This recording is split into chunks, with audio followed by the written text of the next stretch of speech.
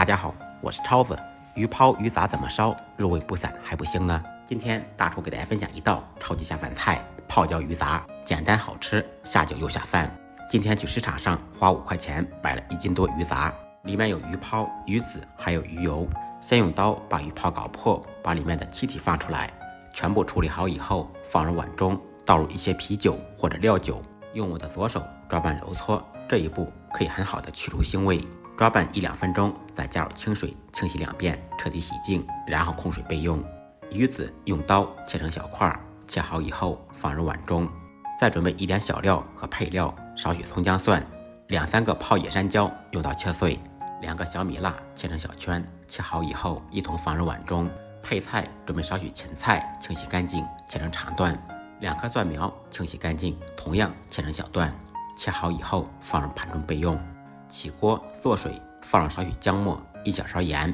水热以后，先放入鱼泡，再放入1点82年的白酒，开大火把水烧开。水开以后，再放入鱼籽。在这里有一个小技巧，鱼籽下锅以后改开小火，锅中的水尽量不要沸腾，这样鱼籽才不会散。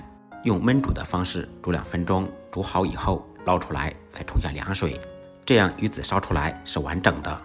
另起锅，锅烧热，放少许油。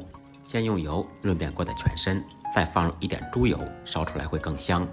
油热以后，放入10粒花椒，开大火爆出香味。花椒炒香，再放入各种小料，同样炒出香味。好吃的关键就是这一包川味泡椒酱，大厨精心炒制，可以制作各种川菜、泡椒菜。再放入1小勺豆瓣酱，把豆瓣酱炒出红油，沿着锅边烹入少许酱油，提鲜提味。接下来倒入半瓶喝剩的拉菲啤酒。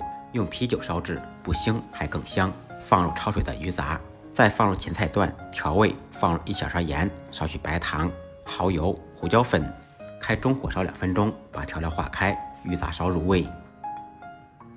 出锅之前，再放入准备好的蒜苗，开大火翻炒，把蒜苗烧断生，淋少许葱油，翻拌均匀，起锅装盘。